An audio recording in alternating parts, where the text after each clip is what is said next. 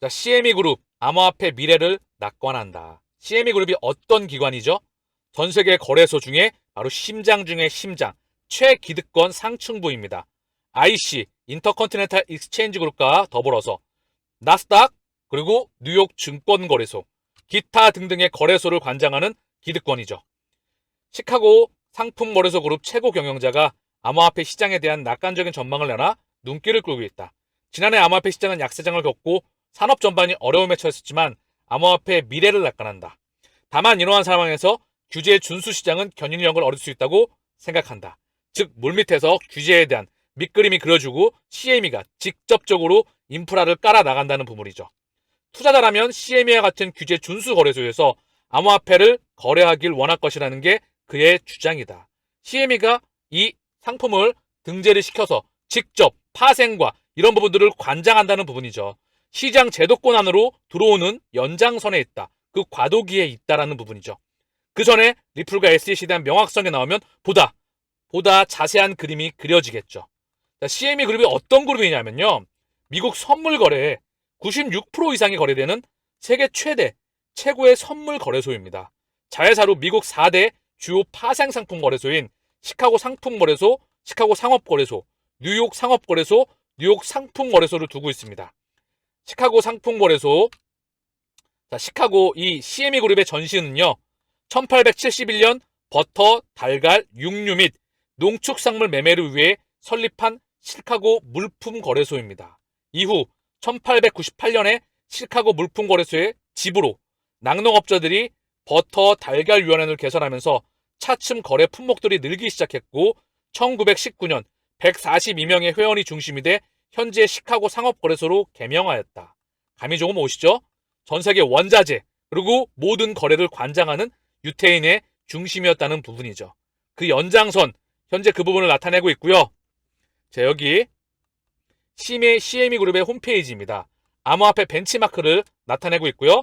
쭉 나와 있습니다. 뭐 에이브, 알고랜드, 비트코인 캐시, 까르다노, 체인링크 쭉 나와 있는데요. 코스모스, 커브, 디센트럴랜드, 이더리움, 파일코인, 라이트코인, 폴카닥 쭉 나오겠지만 여기에 알고 계시나요? 이 CME 그룹의 리플의 초기 투자자가 바로 CME 그룹입니다.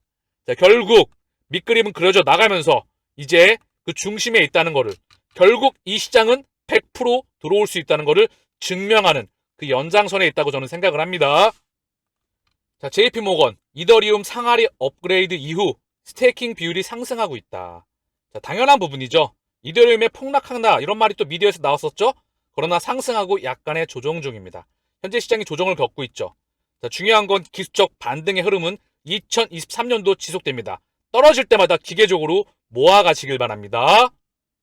자, CME 페드워치에서 3월 미국 기준금리 25bp 인상 확률 90%, 5월 베이비 스텝 가능성도 65.6. 저는 3월에 0.25% 올리고요. 5월에 중단 가능성이 개인적으로 높다고 생각을 합니다. 그리고 금리 인상 중단, 그리고 현재 과도기에서 기술적인 반등은 이어진다.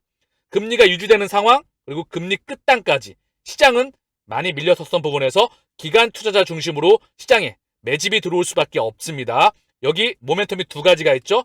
첫 번째로 리플과 SEC의 소송, 상품이냐 증권이냐에 대한 명확성, 그리고 법적인 규제 프레임, 따라오는 비트코인 현물 ETF, 요게 바로 우리의 현금화 시기와 맞물립니다. 다시 한번 언급드렸어요. 기술적 반등의 시기이고요. 떨어질 때마다 기계적으로 모아간다. 자, 비트코인이 떨어졌죠? 2,820만원. 자, 차익 실현 물량이 나왔고 현재 요 라인에 있지만 중요한 건 떨어질 때마다 모아갔어요.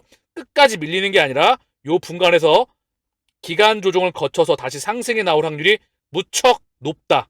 자, 그렇기에 기술적 반등에 저는 시작 구간이라고 아직도 보고 있어요.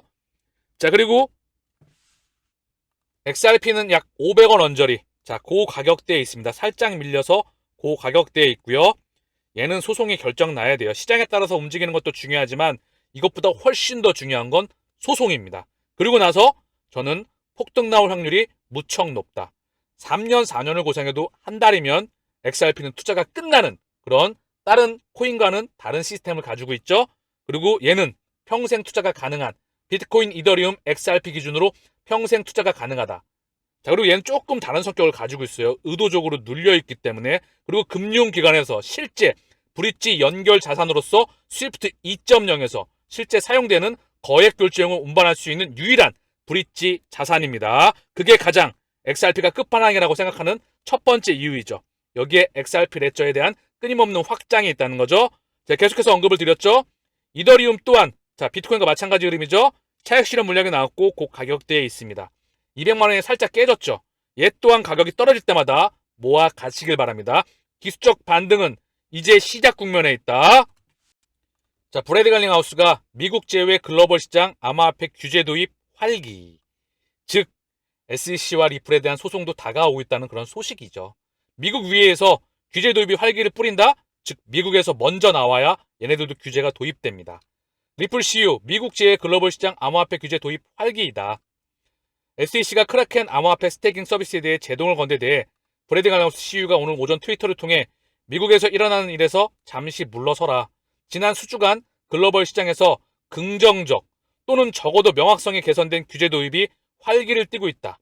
두바이는 암호화폐 시장 참여자를 위한 규정을 마련했고 호주는 라이선스 및 커스터디 규제를 담은 협의 문서를 발표했다. 한국 금융위는 증권형 토큰을 별도 규제하는 방안을 발표했다. 그 외에도 더 있다. 이들 공통점에 주목하라. 이들 규제 기관은 미국에서 놓치고 있는 것을 포착해 리더십을 갖고 움직이고 있다. 리플도 이러한 장소에서 성장하고 있다. 이 물밑에서 저는 리플과 SEC에 대한 소송에 대한 방향성도 같이 따라 나오리라 생각을 합니다. 걔네가 정해져야 사실 이들도 조금 더 명확한 그런 시스템이 갖춰오는 거라 생각을 합니다. 스페인 최대 암호화폐 거래소인 비트투미가 결제액의 최대 9%를 캐시백으로 제공하는 암호화폐 체크카드를 출시하였습니다. 해당 체크카드는 마스터카드를 기반으로 모바일 기기에서도 사용할 수 있어 카드를 휴대할 필요 없이 사용이 가능하다. 마스터카드는 누구죠? DCG의 바로 주인장이죠. 마스터카드의 주인장은 누구죠? 글로벌 은행들입니다. 미국과 유럽의 글로벌 은행들. 결국 뿌리가 같다. 그리고 미국 빅테크와 빅파마를 비롯한 나스닥 상장사와 주식의 기업들의 중심들은 누구다? 그들 또한 유태인 자금들이다. 그래서 카드를 휴대할 필요가 없이 사용이 가능하다. 거래소 지갑과 연동해 사용 가능한 해당 카드는 바로 비트코인, 비트코인 캐시, 이더리움, 에이다, XRP, 솔라나, 폴카닷 USDT 등 8가지 암호화폐 결제를 지원한다. 유럽 경제 지역 내 모든 비트투미 사용자는 무료로 카드 발급을 신청할 수 있다. 좋은 소식이죠? 인프라망이 깔려가고 있다는 소식입니다.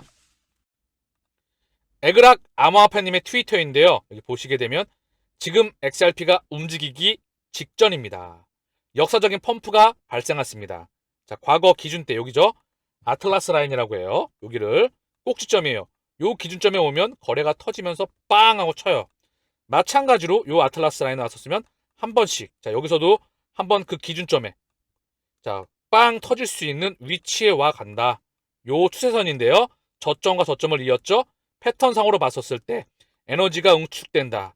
요거는 당연히 소송에 대한 부분이겠죠. 소송에 대한 방향성이 나오면 폭발할 가능성이 무척 높습니다. 의도적으로 눌러놨기 때문에 큰 그림에서 소송은 지나간다. 제가 어제 방송에서 언급을 드렸죠. 그래서 중요한 건 요 부분은 참고만 하시고요. 당연히 XRP는 긍정적인 흐름이 예측이 된다고 저는 생각을 합니다. 오늘 방송은 여기서 마치겠습니다. 감사합니다.